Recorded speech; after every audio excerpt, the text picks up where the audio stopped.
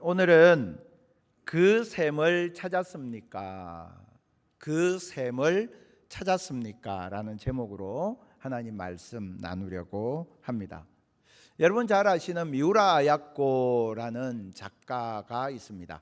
빙점으로 잘 알려져 있는 그런 작가이죠.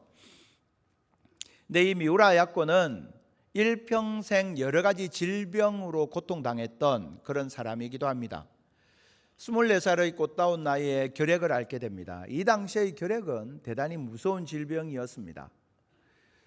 그리고 그 앓았던 결핵이 빨리 고쳐지지가 않았던 거예요. 그래서 그 결핵균이 결국은 척추를 타고 옮겨져서 그래서 13년의 투병 생활을 하게 되는데 그 중에 7년은 병상에 누운 채 대소변을 가려야 하는 그런 어려운 시절을 보내게 됩니다. 근데 참으로 놀랍게도 그 병상에 있는 동안 미우라 아야코는 예수님을 영접하게 됩니다. 그리고 병상 세례를 받게 됩니다. 그때부터 예수님을 영접하고 그리스도인으로서 작품을 써내려가기 시작합니다. 실제로 미우라 아야코의 작품을 보면 한결같이 등장하는 주제가 있습니다. 그것은 인간의 죄의 문제, 구원의 문제, 용서의 문제. 그것이 모든 작품에 녹아 있습니다. 그처럼 육신의 질병으로 오랫동안 고통당했던 미우라 아야코는 60세가 되던 나이에 또 암 진단을 받게 됩니다. 그래서 직장암 수술을 하게 되고요. 수술을 한 뒤에는 본인이 직접 글을 쓸 수가 없어서 남편이 대피를 하게 됩니다. 남편의 손을 빌어서 작품 활동을 할 수밖에 없는 그런 상황이 되고, 노년에는 파킨슨 병으로 굉장히 어려운 시간을 보내게 됩니다. 그러니까 젊어서부터 마지막까지 계속 병과 함께 지내야만 했던 그런 삶을 살았습니다. 근데 그녀는 자신의 작품을 통해서 예수 그리스도의 복음에 대해서 나는 사람들에게 말하고 싶다라고 공공연히 이야기했던 것으로도 유명합니다. 그래서 일본의 문학에 대해서 이야기하는 분들이 그런 이야기를 합니다. 아시는 것처럼 일본은 복음화율 1% 미만인 나라입니다.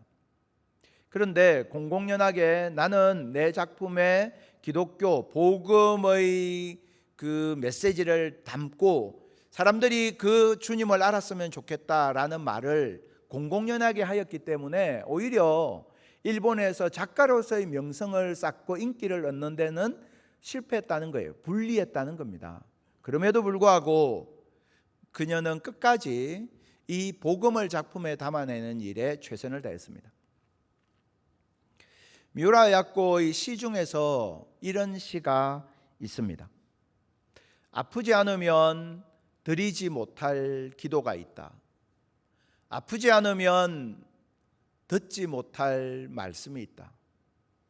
아프지 않으면 접근하지 못할 장소가 있다. 아프지 않으면 우러러 뵙지 못할 얼굴이 있다. 아프지 않으면 나는 인간일 수 없다. 그 생애를 통해서 늘 질병과 동반해야만 했던 작가의 고백이 담겨 있는 것입니다. 아프지 않으면 드리지 못할 기도가 있고 아프지 않으면 듣지 못할 말씀이 있다. 참 개인적으로 굉장히 마음에 와닿는 그런 내용, 고백이었습니다. 여러분, 우리가 밤하늘을 올려다 보십시오. 밤하늘에 별들이 가득하잖아요. 그런데 그 별은 밤에만 거기 있었을까요? 낮에도 그 자리에 있었어요. 우리의 눈에는 밤에 뜬 별만 보이지만 실은 그 별은 그 자리에 계속 있었던 겁니다. 왜 낮에는 별이 보이지 않을까요? 땅의 빛이 너무 환하기 때문이에요. 내가 있는 이곳이 너무 환하니까 하늘에 있는 별이 보이지 않아요.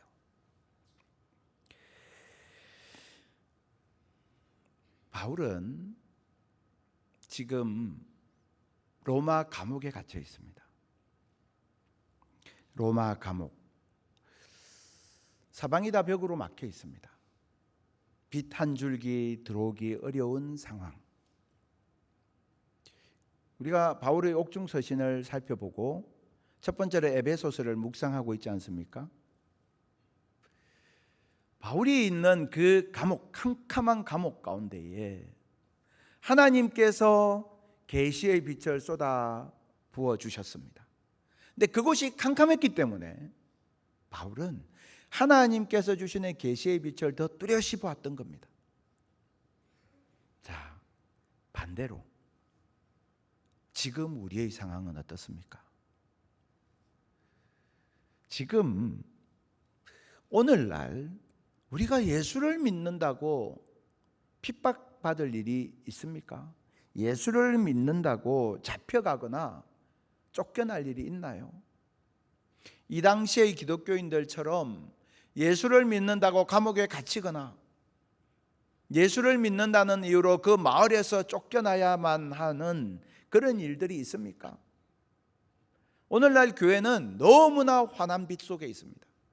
오히려 교회를 다니는 것이 인맥 형성에 유리하다라고 생각하는 정도로 교회는 물질도 가지고 있고 사람도 가지고 있고 권력도 가지고 있는 기득권의 집단이 되어가고 있습니다.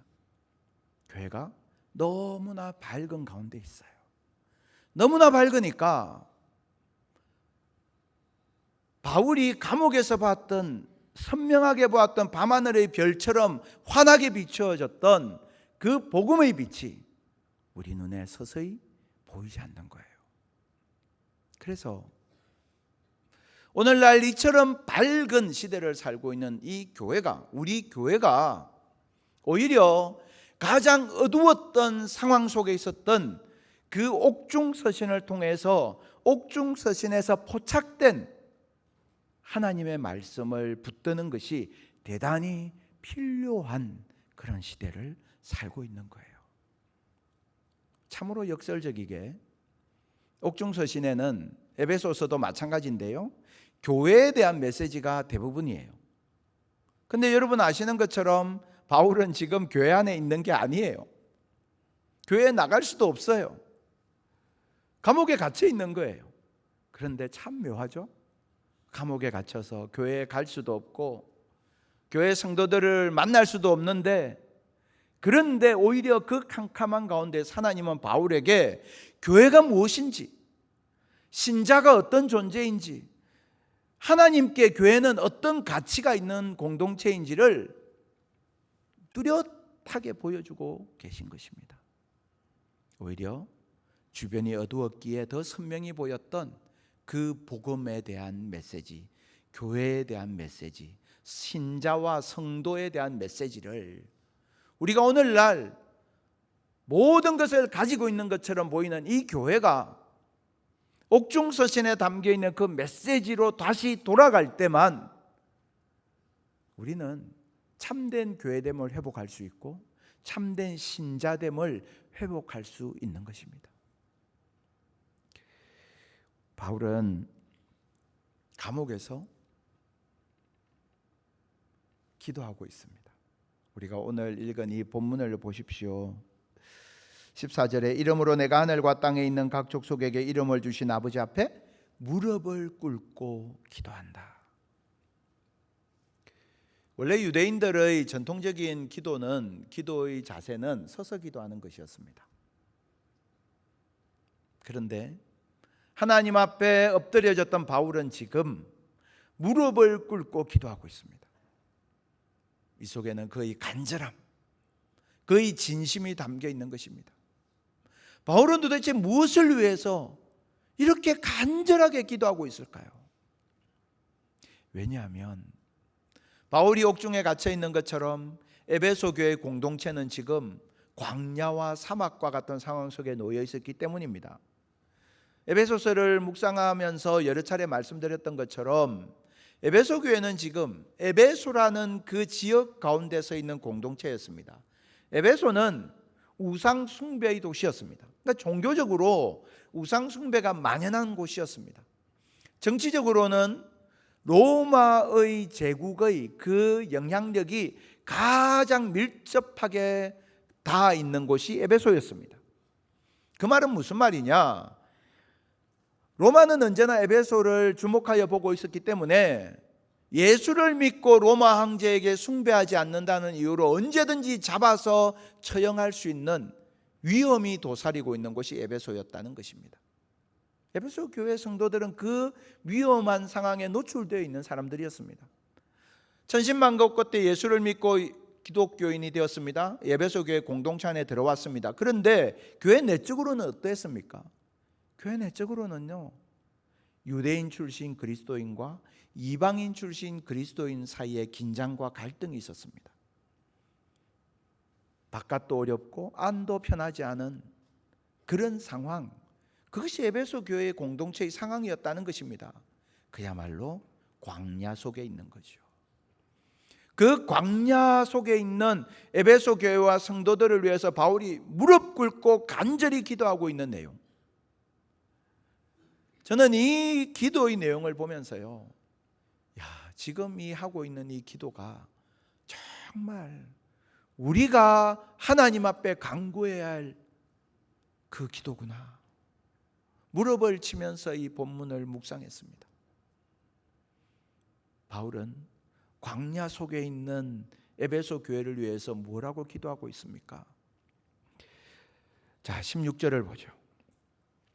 그의 성령으로 말미암아 너희 속사람을 능력으로 강건하게 하시오며, 성령으로 말미암아 너희 속사람을 능력으로 강건하게 하시기를 원한다 기도하고 있습니다. 여러분, 우리가 살아가는 우리 삶에요, 이런저런 문제와 어려움들이 닥칩니다. 갑자기 불경기를 인해서 사업이 어려워질 때가 있습니다. 때로 갑자기 질병으로 건강을 잃어버릴 때도 있습니다. 어제까지 말 잘 듣는 착한 아이였는데 어느 날 갑자기 반항을 하고 믿음을 저버리고 부모 가슴에 못을 박고 그런 어려움을 주는 일이 생기기도 합니다. 그때마다 우리 마음이 무너집니다. 때로는 생각하지 않았던 이별의 아픔을 겪어야 할 때도 있습니다. 온 세상이 다 내려앉는 것과 같은 그런 절망적인 상황이 나에게 닥칠 때도 있습니다. 그때 우리에게 필요한 것이 무엇입니까? 세상 사람들은 그런 상황과 환경에 짓눌려서 낙심하고 절망하고 자기 인생을 포기하기도 합니다. 바울이 지금 기도하고 있는 것은 무엇입니까? 너희가 지금 당하는 이 광야는, 이 고난은 너희의 힘으로 이길 수 있는 게 아니다. 여러분의 힘과 능력과 의지와 결심으로 이길 수 있는 게 아닙니다. 기도하고 있는 거예요. 그럼 뭘로 이깁니까? 성령 하나님께서 너희의 속사람을 강건하게 해주시기를 원한다. 여러분, 혹시 이 중에 내가 놓여 있는 상황 때문에, 광야와 같은 그 환경 때문에, 내 마음속에 있는 낙심과 슬픔과 분노와 부정적인 감정 때문에 내가 어떻게 해야 될지 몰라서 괴로워하고 있는 분이 있다면, 오늘 바울의 기도처럼 주님께서 성령의 그 능력으로 말미암아서 저와 여러분의 속사람을 강건하게 하시는 은혜가 있기를 축복합니다. 하나님께서 강건하게 하셔야 이길 수 있는 줄 믿습니다. 신앙생활은 내 힘으로 하는 것 아닙니다. 내 의지와 결심으로 하는 것 아닙니다. 바울은 에베소 교회를 위해서 이렇게 이어서 기도합니다. 믿음으로 말미암아 그리스도께서 너희 마음에 계시게 하시옵고. 지금 불신자를 위해서 기도하고 있는 게 아니에요. 에베소 교회 교인들을 위해서 기도하는데, 그리스도께서 너희 마음에 계시기를 원한다. 그리스도가 마음에 이미 있는 신자들이잖아요. 그런데 왜 이렇게 기도할까요? 계신다라는 단어를 주목할 필요가 있습니다. 여기에 계신다라는 단어는 머물러 계신다라는 뜻입니다. 영어로는 dwell, 거주한다는 뜻입니다. 무슨 말입니까? 그리스도께서 우리 마음의 주인이 되신다는 것입니다. 많은 그리스도인은 예수님을 손님 취급합니다. 나에게 어려운 일이 생기면 손님 대신 예수님을 잠깐 청합니다. 예수님 이것 좀 해결해 주세요. 끝나고 나면 돌려보냅니다. 또 어려운 일이 생기면, 답답한 일이 생기면 예수님을 잠깐 청했다가 예수님이 그걸 해결해 주시고 나면 자 이제 예수님 다시 가세요. 그렇게 신앙생활을 한단 말이에요. 그건 주인이 아니고 손님이잖아요. 해결사잖아요. 근데 오늘 바울의 기도는 뭡니까? 그리스도께서 너희 마음에 계시기를 원한다. 그리스도께서 너희 마음의 주인으로 좌정해 계시기를 원한다. 여러분 잘 아시는 일화가 있죠. 한경직 목사님 은퇴하시고 나서 교회로부터 저 멀리 떨어져 있는 남한산성의 18평 주택에서 사셨습니다. 교계 중진 목사님들이 인사드리러 가서 요청하지 않습니까? 목사님, 다 바쁜 목사님들인데 우리 이렇게 한 자리에 모이기도 어려운데 우리에게 꼭 하신 말씀 한 말씀만 해 주십시오. 한경직 목사님 한참 동안 골똘히 생각하시다가 목사님들 예수 잘 믿으세요. 그 말씀이 얼마나 큰 울림이 있는지 모릅니다. 예수 잘 믿으세요. 다른 게 뭐가 필요할까요? 그게 가장 중요한 것 아니겠습니까? 근데 우리가 예수 잘 믿는 일에는 관심이 없고 사업에 관심이 있고 또는 내가 사람들에게 받을 인정과 칭찬에 관심이 있고 또는 나의 기쁨에 관심이 있다면 가장 중요한 것을 우리는 놓쳐버리고 있는 것입니다. 우리 한경직 목사님이 그 목사님들에게 하셨던 그 당부 우리 서로에게 한번 해보면 좋겠어요. 저는 제 자신에게 하겠고요. 옆에 계신 분들에게 예수 잘 믿으세요. 우리 한번 말해볼까요? 옆에 계신 분들에게 예수 잘 믿으세요.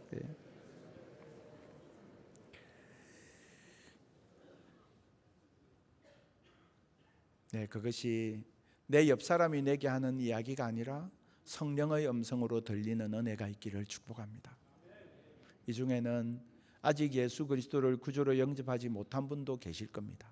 여러분 교회 안에 불신자가 많아요. 그분들에게 말씀드리고 싶습니다. 예수 그리스도를 여러분 마음에 주인으로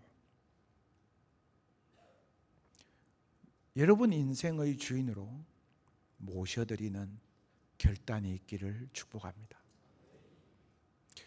그것을 믿음이라고 하는 거예요. 오늘 본문에서 말씀하지 않습니까? 믿음으로 말미암아 그리스도께서 너희 마음에 계시게 하시옵고 예수님을 내 마음속에 모셔드리는 것은 믿음이에요.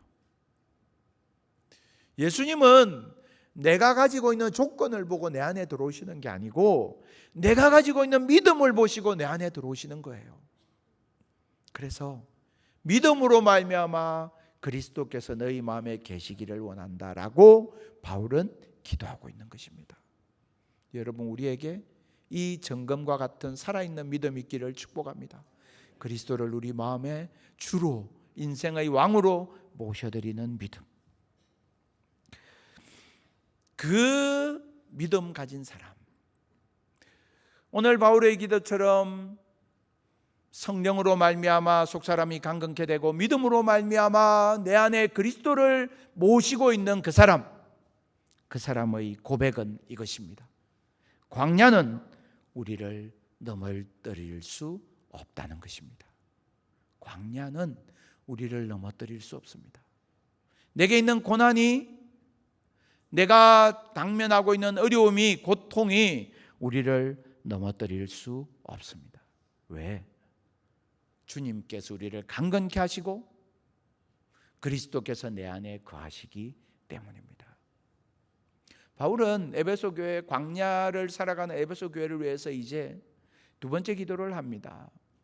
두 번째 기도는 무엇입니까? 여러분 성경을 한번 보시겠어요? 17절 보십시오.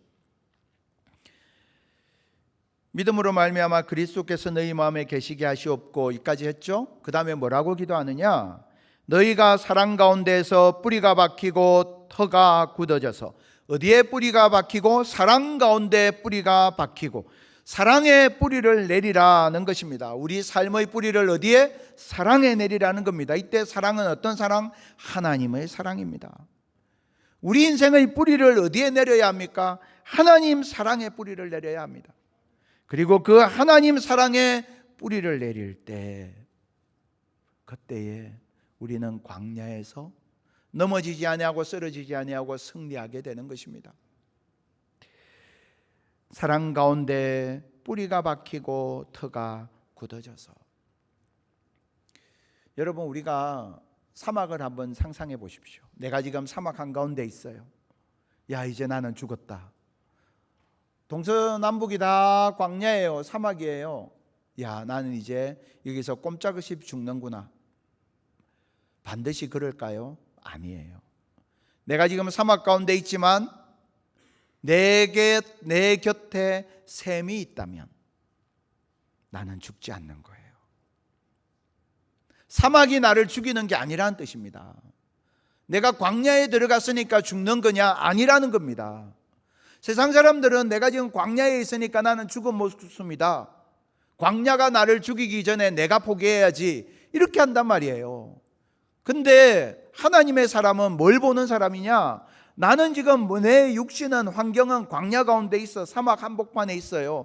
길도 보이지 않아요. 그러나 내 발 옆에 보니까 하나님 주신 은혜의 샘이 있더라는 겁니다. 그 은혜의 샘에서 은혜의 생수를 길어 마시고, 그 은혜의 샘으로 말미암아 내 상처가 치유되고, 그 은혜의 샘으로 말미암아 내가 앞으로 먼 길을 걸어갈 수 있는 힘을 얻게 되는 그 샘이 내 곁에 있다면, 광야가 우리를 결단코 죽일 수 없고 결단코 넘어뜨릴 수 없는 줄 믿습니다.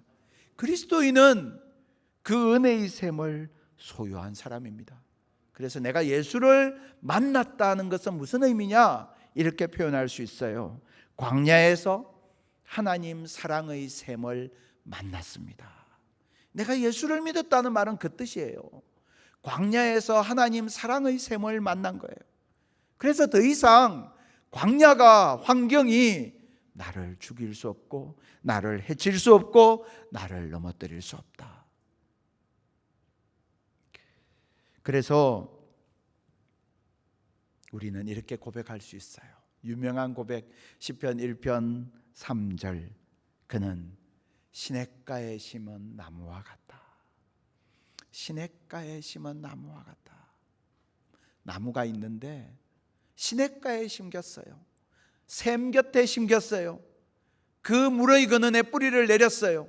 그러면 아무리 광야라도 사막이라도 철을 따라 열매를 맺고요, 날마다 과실이, 풍성한 과실을 맺게 되는 것입니다. 내가 어떤 환경과 상황에 있느냐가 중요한 것이 아니고 내가 은혜의 샘에 뿌리를 내리고 있느냐 그렇지 않느냐가 중요한 것입니다. 이사야서 58장 11절 말씀, 여호와가 너를 항상 인도하여 메마른 곳에서도, 광야죠, 내 영혼을 만족하게 하며 내 뼈를 견고하게 할 것이다. 어떻게 그렇게 할 수 있죠? 광야인데요, 메마른 곳인데요, 너는 물된 동산 같고 물이 끊어지지 아니하는 샘 같을 것이다. 어떻게 그럴 수 있습니까? 너는 물된 동산 같고 물이 끊어지지 아니하는 샘 같을 것이라 라는 이 표현은 우리가 그런 사람이 될 것이라는 약속임과 동시에 하나님이 어떤 분이신지를 보여주는 말씀이에요. 하나님이 어떤 분이냐? 하나님이 물이 끊어지지 아니하는 샘처럼 나에게 은혜의 샘을 공급하시는 분이기 때문에 그 은혜의 샘을 공급받아서 나도 물이 끊어지지 아니하는 샘처럼 살아갈 수 있다는 뜻이에요. 그래서 광야에서도 우리가 물된 동산처럼 열매를 맺을 수 있다는 약속의 말씀인 것입니다. 중요한 것은 내가 그 은혜의 샘에 내 인생의 뿌리, 영혼의 뿌리를 내려야 한다는 것입니다. 그렇게 하나님을 샘으로 모시고 살아가는 사람. 세상 사람들은 샘을 뺏기 위해서 경쟁합니다. 세상 사람들은요, 저기에 좋은 샘이 있네, 저 샘을 뺏어야지. 그래서 약한 사람을 누르고 강한 사람이 그 샘을 뺏는 것을 성공이라고 말합니다. 하나님의 사람은 그렇지 않습니다. 하나님의 사람은 샘을 뺏는 사람이 아니에요.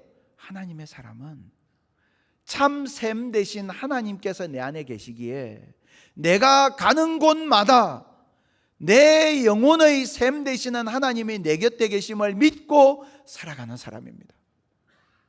그래서 내 인생 가운데에 나를 떠나지 아니하시는 영원한 샘 되신 하나님, 그 하나님과 함께 걸어가기에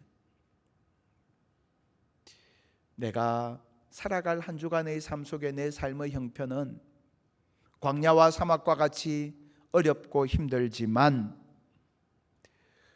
내 영혼 속에 있는 그 은혜의 샘에서 기름 마시는 물로 말미암아 내 영혼이 날마다 새로워지고 힘을 얻고 위로를 얻고 치유를 경험하고, 그리고 내 영혼 가운데 주님께서 주시는 기쁨과 감사가 가득한 채 살아가는 사람, 그것이 바로 하나님의 사람이고 바로 그 은혜가 저와 여러분 속에 있게 되기를 축복합니다. 우리는 샘을 뺏는 사람이 아니라 나와 함께 하시는 샘 대신 여호와 하나님과 동행하는 사람이기 때문입니다. 그렇게 광야에서 샘을 만난 사람이 경험하는 신비가 있는데요, 그 신비가 무엇이냐? 에베소서 3장 19절 말씀입니다. 하나님의 그 사랑의 샘의 너비와, 굉장히 입체적인 표현이죠, 너비와 길이와 높이와 깊이가 어떠함을 깨달아. 굉장히 입체적인 표현이지 않습니까? 하나님 사랑이요, 너비와 길이와 높이와 깊이가 어떠함을 깨달아. 하나님의 모든 충만하신 것으로 너희에게 충만하게 하시기를 기도하고 있습니다. 놀라운 기도이지 않습니까? 목숨 부지하기도 어려운 감옥에서 제코가 석자인데 바울은 지금 거룩한 꿈을 꾸고 있는 거예요. 너희가 광야 가운데 있지만 하나님이 충만하신 것처럼 너희도 충만하기를 원한다. 기쁨이 충만하고 감사가 충만하고 믿음이 충만하고 찬송이 충만하고 용서가 충만하고 사랑이 충만하기를 원한다. 기도하고 있는 거예요. 여러분, 우리의 기도 제목이 그렇게 바뀌었으면 좋겠습니다. 간신히 근근히 신앙생활하는 게 아니라 하나님 주시는 은혜가 내게 충만하고 하나님 주시는 사랑이 내게 충만하고 하나님 주시는 소망과 비전이 내게 충만한 삶을 살게 해 주시옵소서 기도하는 저와 여러분 되기를 축복합니다. 하나님은 충만하신 분입니다. 그렇기 때문에 기도하는 우리에게 하나님은 그 충만하심으로 채워주시는 분입니다. 그렇게 충만함을 경험했던 한 사람의 고백, 시편 23편 1절, 여호와는 나의 목자시니 내게 부족함이 없으리로다. 아시는 것처럼 다윗은 부족함이 많은 인생을 살았어요. 그 인생에서는 부족함이 많았어요. 그런데 하나님이 내 목자 되시고 내 영혼의 샘물 되신 주님이 내 곁에 계시기에 내게 부족함이 없습니다. 충만한 삶을 살았던 것입니다. 그래서 그가 주님 앞에 드렸던 고백은 다 무엇입니까? 시편은 다 찬송이에요. 그가 드렸던 모든 고백은 다 찬송이 되었습니다. 저는 우리들에게 이 은혜가 있기를 원합니다. 그래서 신자는 이렇게 고백하고 살아가는 사람입니다. 우리에게는 광야에서 부르는 노래가 있습니다. 광야에서 부르는 노래가 있어요. 우리가 오늘 묵상하는 이 에베소서는요, 바울의 기도로 시작했죠. 에베소 교회를 위한 구체적인 기도가 나왔죠. 그리고 나서 찬송으로 끝나고 있습니다. 자, 우리 20절, 21절 같이 볼까요? 우리 함께 한 목소리로 20절, 21절 하나님께 드리는 바울의 찬송의 내용을 함께 우리도 따라서 고백해 보겠습니다. 우리 가운데서 역사하시는 능력대로 우리가 구하거나 생각하는 모든 것에 더 넘치도록 능히 하시리에게 교회 안에서와 그리스도 예수 안에서 영광이 대대로 영원 무궁하기를 원하노라. 아멘. 아멘. 찬송으로 끝나고 있어요. 하나님을 찬송하는, 광야에서 하나님을 찬송하는 이 기도, 이 고백, 이것이 어디에서? 감옥에서, 가장 어두운 곳에서 가장 밝은 계시의 빛을 모았던 바울의 고백이고, 오늘날 이 시대를 살아가는 우리들에게 세상의 밝음에 취해서 참된 계시의 빛을 보지 못한 채 살아가는 우리들에게 하나님께서 주시는 메시지입니다. 여러분, 세상의 가짜 빛에 속지 마시고 하나님께서 내게 비추어 주시는 참된 계시의 빛, 말씀의 빛 가운데 살아가시기를 축복합니다. 하나님 내게 주셨던 말씀처럼 성령께서 우리 속사람을 강건케 하시고 그리스도께서 우리 마음에 내 인생의 왕으로 거주하시는 주님께 내 인생의 왕좌를 내어드리는 그 믿음으로 승리하는 우리 모두가 될 수 있기를 축복합니다.